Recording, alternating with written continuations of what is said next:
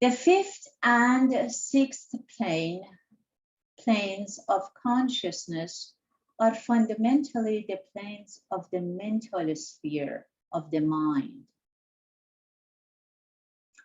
In the mental world, mental conscious God in the man state is master of his mind, whereas in the gross and subtle worlds, when gross and subtle conscious, he was the slave of his mind.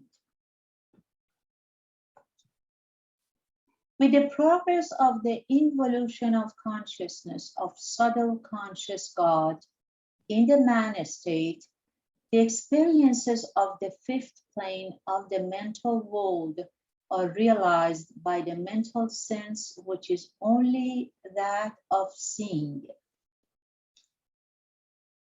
In the man state, when God is mental conscious, he is not conscious of the gross or subtle bodies, but he does work through the gross body and the subtle body, not directly, but on and from the mental plane.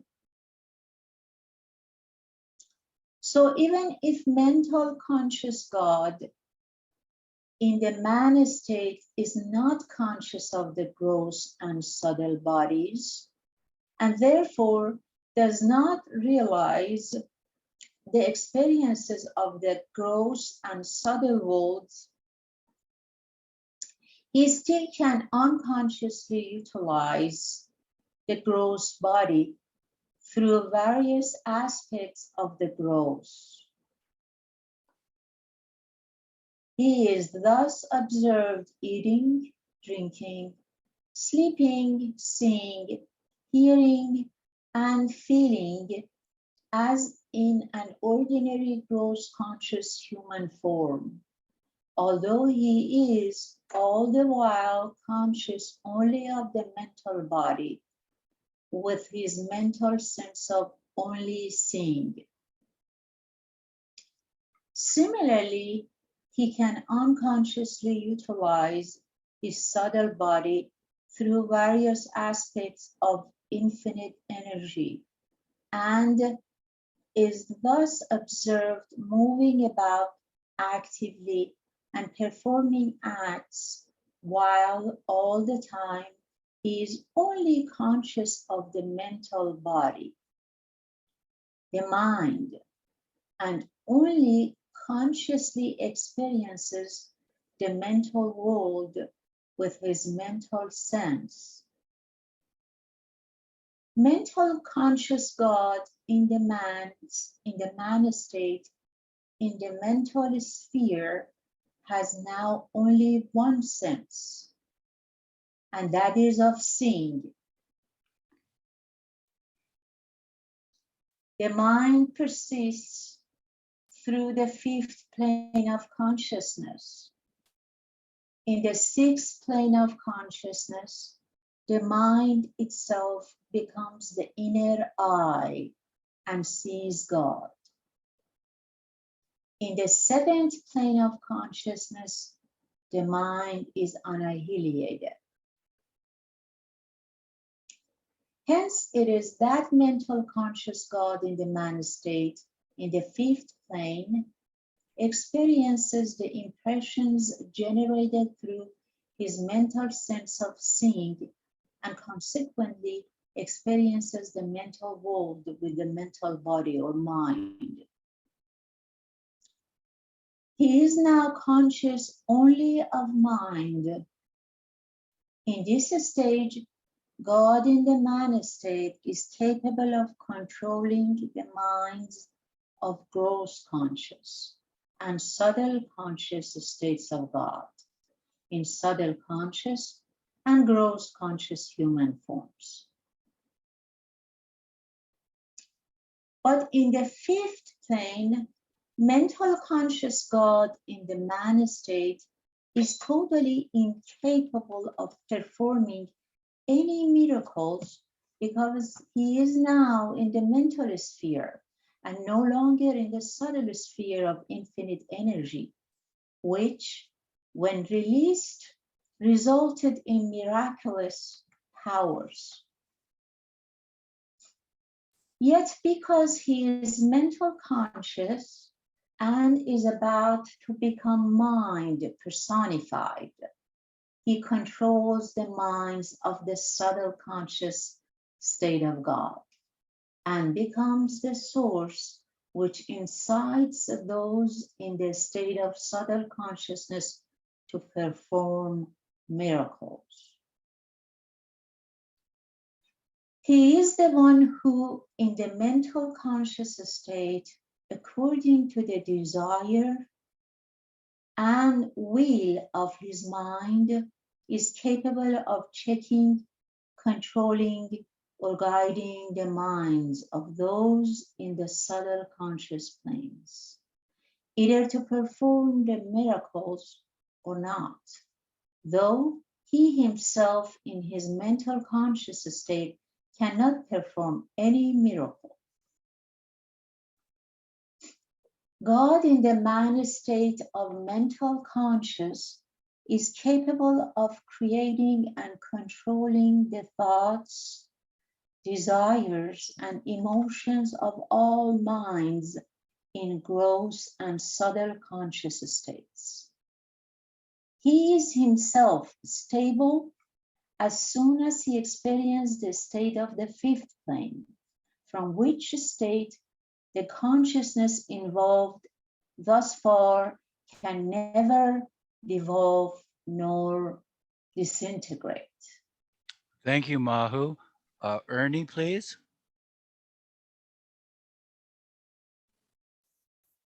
As the involution of consciousness of mental conscious God in the man state gradually progresses deeper and deeper, he experiences his mastery over the mind. And the consciousness of mental conscious God is said to be mind personified. Thus, God in the man state now becomes fully conscious of the mind or the mental body and experiences the whole of the mental sphere or the mental world in the sixth plane of mental consciousness. This experience is of seeing God in his original state, face to face. This seeing is the seeing of the mental consciousness with the mental sense of seeing. In other words, God in the man state sees God everywhere and in everything.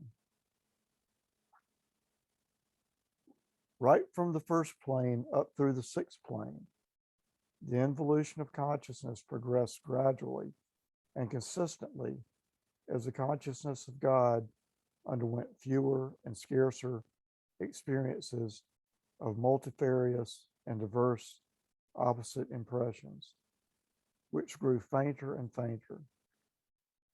Therefore, during the progress of the involution of consciousness of God, the diverse opposite impressions gradually lessened and became fainter until the involved consciousness of God in the sixth plane was fully conscious of the mental body and experienced the mental world in full with practically no impressions at all, except for a last faint trace of residual impressions of opposites.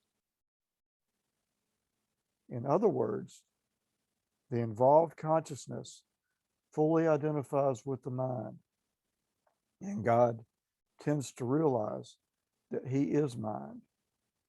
Now God in the man state as mind has the last finite impression that he as mind sees God face to face in all things except in himself. This is the state of God in the man state in the sixth plane of consciousness. This mental conscious God in the man state of the sixth plane, practically void of all impressions at this point and only conscious of mind, is now confronted by God himself and sees him face to face, and also sees him in all things. But he does not see himself in God because he is still impressed with the consciousness of mind and takes himself as mind. This mental conscious God in the man state, associating himself with mind, is conscious of himself as mind and experiences himself as still something other than God because he actually sees God face to face with his mental consciousness. Then, too, he sees God much more vividly and intensely than in the gross or subtle states of God. He can see the gross and subtle objects in the gross and subtle worlds. In this stage, the consciousness of God, which had experienced diverse and innumerable opposite impressions, now experiences the last trace of dual impressions of opposites. Therefore, mental conscious God in the man state on the sixth plane is yet conscious of duality. That is, identifies himself as mind and differentiates himself from God. In order to understand the involution of consciousness in the mental sphere, and more clearly, it is necessary to understand that the mental sphere of the fifth and sixth planes of consciousness is the domain of the mind. This mind of the mental planes has two sections. In the first section, the state of mind is inquiring or reflecting. In this state, mind functions as thoughts, high thoughts, low thoughts, good thoughts, bad thoughts, material thoughts, spiritual thoughts, and thoughts of every kind, type, and shape. In the second section, the state of mind is impressive or sympathetic.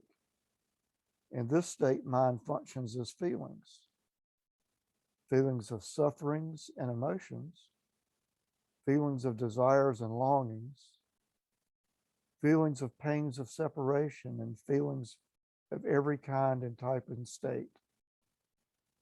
Since mind of the mental sphere has distinct dual functions, it is inevitable that the experiences in the field of mind, the mental sphere, must be distinctively of two kinds also. Thus, the mental sphere has two domains.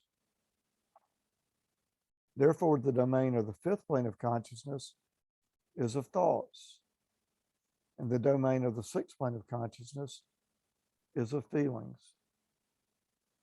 Consequently, the consciousness of mental conscious God in the man state in the fifth plane identifies with the first section of mind, which is inquiring or reflecting mind. Therefore, this mental conscious God in the man state of the fifth plane is the creator and master of thoughts. As he is, thoughts personified, is accordingly capable of controlling only the thought section of all minds of all gross and subtle conscious states of God.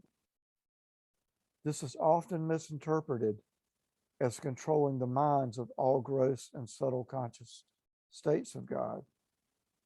But the fact is that God in the fifth plane of consciousness does not control the mind as a whole, but controls only that state of mind which functions as thoughts. Mental conscious God in the man state in the fifth plane of consciousness, while identifying himself as inquiring or reflecting mind, emanating only thoughts, does not identify himself with the second section of mind and is therefore still incapable of establishing mastery over feelings, that is, emotions and desires. With greater involution of consciousness, mental conscious God in the man state of the fifth plane progresses into the sixth plane of consciousness, wherein he gains consciousness of the second section of mind, of the mental sphere, and thus tends to identify himself with that second section of mind, that is, impressive or sympathetic mind. Thanks, Ernie. Marion, please.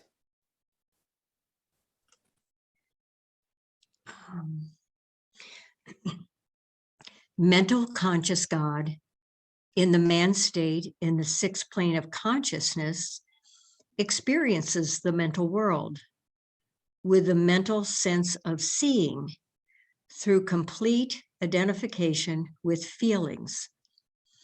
And thus God in the man state is not thoughts, but is feelings personified. Wherefore he experiences consciously the feelings of seeing God face to face continuously in all things and everywhere. He feels seeing God everywhere continuously, but he cannot feel seeing himself in God as God. For this reason, he cannot reconcile feelings of sight of God with his own identity as God, because he still identifies himself with feelings. He feels for, longs for, and pangs for union with God, whom he at this stage feels seeing face to face. This identification with the second section of mind, feelings, is the state of God in the man state, where the predominant aspect of divine love, which eventually leads to union with God, that is, realization of the God state consciously, is manifested most forcefully. Hence, it should be clear that the fifth plane of the mental sphere is the state of full consciousness of thoughts only. The mastery over control and creation of thoughts alone is established, and there is no mastery or control over feelings of desires and emotions. But the sixth plane of the mental sphere is the state of full consciousness of feelings, and thus the mastery over control and creation of feelings is established, and no more scope is now left for even a single thought to penetrate into the domain of feelings. The sixth plane consciousness is thoughtless and governs the feelings of all of the gross and subtle conscious states of God. This is often misinterpreted as mastery over the hearts of all those in the gross and subtle conscious states of God. He does not govern or regulate the so-called hearts, but controls and governs that second section of mind in the mental sphere, which emanates feelings of emotions and desires. The loving of God and the longing for his union is really and fully demonstrated in the sixth plane of consciousness. Only when the sixth plane of the mental sphere is transcended does illusion vanish with the vanishing of the last trace of impressions, and reality is realized. Mental conscious God in the man state on the sixth plane is still experiencing duality, because God in this state of consciousness finds himself as mind and not as God. This experience of duality lingers on and on until the final involution of consciousness attains the seventh plane of consciousness.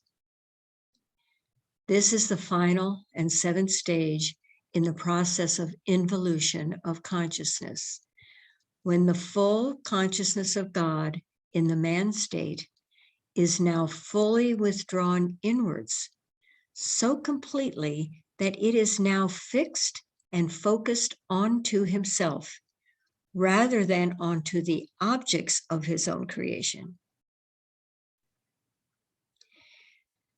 Now that full consciousness has been fully involved, the objects of nothingness, which apparently appeared to exist, vanish completely together with their impressions. With complete annihilation of impressions of the associations of the nothing, the impressioned consciousness of God in the man state is spontaneously transformed into the unimpressioned or impressionless consciousness of God, which makes God in the man state experience the passing away in his original state of absolute vacuum. It is but natural that the full consciousness, fully involved and now free from even the slightest trace of any impression, should give no other experience but that of the original absolute vacuum state of God, which once prevailed and which is now experienced consciously. This full consciousness, fully involved, is the super consciousness or the Maha Chaitanya, the unconscious God in the original absolute vacuum state is now fully conscious or super conscious of his original state of God in the beyond state. This passing away in the absolute vacuum of the original state of God is called attaining the fana of the seventh plane of consciousness. In Sufi terms, fana means passing away in. Fana has two stages. The first stage of fana is the conscious experience of the absolute vacuum state. And the second stage of fana, or fana phila, is the conscious experience of the I am God state. Fana phila, the second stage, is the goal of God in the man state, where God in human form, that is, as man, ultimately realizes the I am God state with full consciousness. This is the state of final Mahzubiyat, as it is termed by the Sufis. Thank you, Marian. Mahu, please. Much before the first stage of fana is attained, God in the human state as man had full consciousness of the limited ego or I, mind, energy, body, and the world in an ordinary awake state. Because the full consciousness of God in the man state as man was directly focused on them through their finite impressions. And as soon as the consciousness of God in the man state as man began to involve the involved consciousness experienced gradually the six planes of sub-super consciousness through impressions gathered and spent in each of the six planes. When the sub-super consciousness completely involved, that is, was withdrawn inwards toward himself, then God in the man state as man gained the seventh plane of super consciousness, devoid of all impressions. This was the final stage in attaining the goal. Simultaneously with the complete involution of consciousness and on gaining super consciousness, the mind is finally completely annihilated and vanishes once and for all time, together with all impressions. The false experiences of the limited ego or I, mind, energy, body, and the world all disappear forever, vanishing completely, because all these experiences were but the outcome of the impressions generated out of the nothing, which literally meant nothing and were nothing. Consequently, with the vanishing of the limited ego or I, mind, energy, body, which is typifying happiness, and worlds with all of their corresponding paraphernalia, a state of absolute vacuum is spontaneously experienced by the consciousness, which remains eternally when once it is gained. At this stage, God, in the man state as man, with full consciousness as super consciousness, is now only conscious of absolute vacuum. The consciousness is now fixed and focused on absolute vacuum itself. This vacuum is absolute in its entirety. Vacuum alone prevails, and there is an entire absence of the nothing as well as of the everything. This is therefore called the divine absolute vacuum, and it is not born of illusion, but it is born of reality.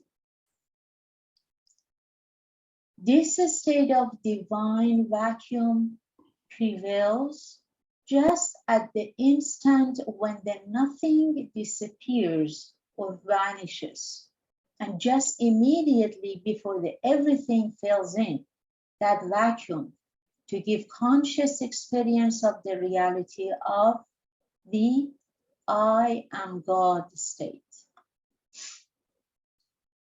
This is the first stage of Fana, where all that is of the nothing vanishes completely, and where the supreme consciousness is focused only on absolute vacuum, which now prevails as it prevails eternally in the original God is a state of God, in original divine sound sleep. Therefore, in the first stage of Fana, the consciousness of God in the man state as man is not of the limited self or ego or I, mind, energy, body, and worlds. nor is the consciousness even of God or of the unlimited self or ego or I, universal mind, unbounded energy, universal body, and universes. Because in this first stage of Fana, only the consciousness of absolute vacuum prevails. This vacuum is also divine. It is not of illusion, but it is of reality. In this first stage of Fana, the super consciousness of God in the man state as man experiences the passing away in the absolute vacuum state of the original God is state, and is thus conscious now only of absolute vacuum. As has already been said,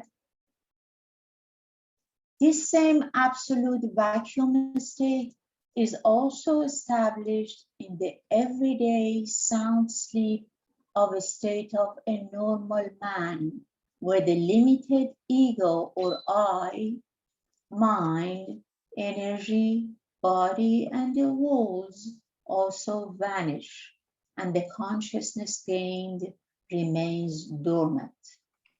Thanks, Mahu. Ernie, please.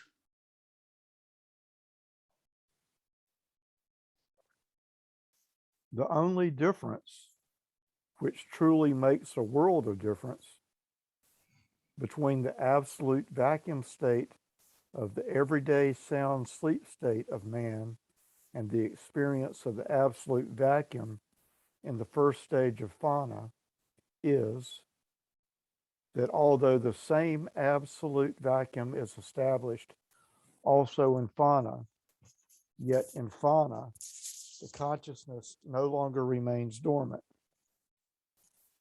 In this stage, it is fully and completely matured consciousness, now actually experiencing the very same absolute vacuum state as the original state of God. The experience of the first stage of Fana is of the nirvana state. Nirvana is that state where apparently God is not. This is the only state where God is not and consciousness is. This experience of the first stage of Fana is what Buddha emphasized. But later on, it was misinterpreted as Buddha having emphasized that there was no God. The reality, however, is that God is. But in the absolute vacuum state of the first stage of Fana, only consciousness remains, experiencing absolute vacuum. As it can never happen for God not to exist, in the state of nirvana, God plays the part of consciousness itself, which consciousness is sometimes termed superconsciousness or Mahachachayana. Sorry about that. Did I pronounce that right? Don't know really, but I believe it's something like you said, Mahachaitanya. Thank you. The second stage of Fana follows the nirvana state, and the I am God state is experienced consciously. However, it is only in some cases that the first stage of Fana is immediately followed by the second stage of Fana, called Phana-phila, where the annihilated false and limited ego or I is replaced by the real and infinite, unlimited I, on which the super consciousness now becomes automatically focused. Simultaneously, the absolute vacuum is automatically filled by the experience of the infinite. The superconsciousness of God in the man state, as man, now fixed and focused on the unlimited I, spontaneously identifies man with God the infinite. Simultaneously with the identification, the superconsciousness of God, the infinite, experiences the I am God state. This is the goal. Attainment of the goal is to attain nirvakalpa samadhi. Just Should as we man, should we just look at the asterisk there, Ernie, please? the soul has necessarily to pass through the state of nirvana to attain liberation, mukti. Escape from the round of birth and death is attained both in nirvana and nirvakalpa. But it is because of this that nirvana is supposed to be the goal. But the fact is that the real goal for one in human form is to attain nirvakalpa. And there is a world of difference between nirvana as goal and nirvakalpa the goal.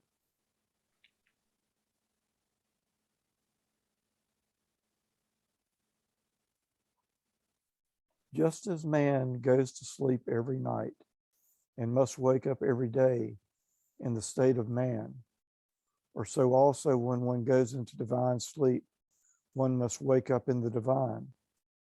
Similarly, the first stage of phauna is a sound sleep state with full consciousness. And the second stage of phauna, which is phanaphila, is a state of awakening in God as God. When the first stage of phauna is immediately followed by the second stage of phanaphila, in some cases, the consciousness of the limited I, self, mind, energy, body, and the worlds does not come back. But the consciousness now is superconsciousness of the unlimited I only exists as identified with the universal self, God. The superconsciousness now experiences the I am God, Aham Brahmasmi, or Ano Hak state. This is the experience of Nirvikalpa Samadhi, meaning thereby, undoubtedly, I am God. This is experienced because in Phanaphila, the Atma consciously merges completely in the Paramatma, or in Phanaphila, the soul achieves complete union with the Oversoul. This experience is the goal, and it was attained only after the evolution of the consciousness, latent into nothing, took place when the latent finite nothing manifested as infinite nothingness. The evolved consciousness, while infinitely tangling itself in the field of the nothingness, experiences false and finite nothingness as real and infinite. Ultimately, when this consciousness involved, it could gradually experience the infinite falsity of the infinitely false nothingness and eventually realize the finite reality of the God, the infinite, as everything beyond doubt and beyond limitations, and as eternal existence in the I am God state of Phanaphila. Thanks, Ernie. Marion, please. This Phanaphila is the goal where the I am God state is experienced, for example, by those persons who are called Majzubs, one being overpowered by God or one whom God controls. These persons are also known as Brahmi Bhuts. In this state, one constantly, continually, and consciously experiences the I am God state together with the continued and conscious experience of the infinite trio nature of God, Sat, Chit, Anand. That is infinite power, infinite knowledge, and infinite bliss as one's own infinite nature. So it is that self-conscious God in the man state as man in the seventh plane is now fully conscious of self as infinite and eternal. He is now also conscious of the source of energy and mind, which were nothing but the finite aspects of his own infinite power and infinite knowledge, which he experiences now while being continually in infinite bliss. In his travail to gain self-consciousness, the indivisible, eternal God, unconscious of his infinite state, gathered and experienced innumerable diverse impressions, and all the while associated himself with finite and ephemeral existences, unfurling the gross, subtle, and mental worlds, while evolving gross consciousness of the gross world, and while involving consciousness of the subtle and mental planes of the subtle and mental worlds. The final involution of the consciousness of God culminated in conscious realization of his self in his infinite state. Consequently, when the consciousness of God gained consciousness of self and experienced infinite power, knowledge, and bliss, God realized that he exists eternally in infinite bliss, and that all through the travail of gaining self-consciousness, the impressions, experiences, and associations and dissociations of the gross, subtle, and mental bodies and worlds were of the nothing and were but vacant dreams.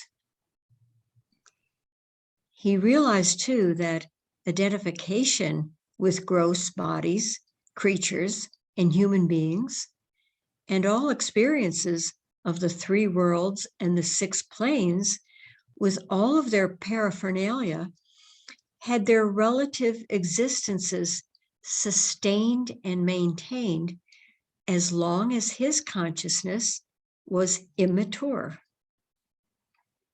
Maturity was only attained in the seventh plane, with consciousness fully involved. This led God to realize his self, or made God fully conscious of God realization. In other words, God's own infinite state was consciously realized by God himself when he attained the I am God state. In other words, went up too far. A little Go ahead down. and read the asterisks, please. Oh, okay. Oh, thank you. The happiness of God realization is the goal of all creation. The real happiness which comes through realizing God is worth all physical and mental sufferings in the universe. Then all suffering is as if it were not. The happiness of God realization is self-sustained, eternally fresh and unfailing, boundless and indescribable. And it is for this happiness that the world has sprung into existence. Wow.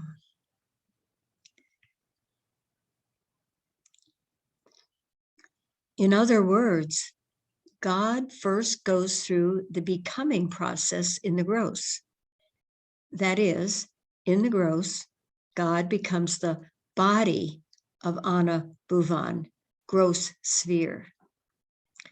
Then in the subtle, he becomes the energy of Pran Bhuvan, subtle sphere. Then in the mental, he becomes the mind of Mano Bhuvan, mental sphere. Beyond this is Vijnan. God becomes God, that which he was and is and always will be. Therefore, God, who was originally unconscious, now becomes oblivious of oblivion itself and gets the real and final answer to his original first word, who am I? As I am God. Thus, in the gross, subtle, and mental spheres, God becomes actually what he really is not. And in Vijnan, he becomes actually what he really is. Originally, God was God. Now God has become God. Just because God, after passing away in his original state of absolute vacuum in the first stage of Fana, realizes his own infinite state of I am God in the second stage of Fana, this Fana, that is Fana Phila, becomes and is the goal. Attainment of this goal means the end of the first divine journey, which began with gnosis and which ended after traversing all planes of consciousness in deification. The second stage of Fana is deification, which means man has become God. Man now is God and experiences God knowledge. Man now is God and experiences God's knowledge, God's powers, and God's bliss. But this is not perfection as yet, although it is the goal. At the second stage of Fana, or the Fana Phila, which is the end of the first divine journey, man has entered God and thus has become God, but has not yet entered God's life. Man, at the end of the first divine journey, simply realizes that he is God and simply experiences the I am God state together with, let's see,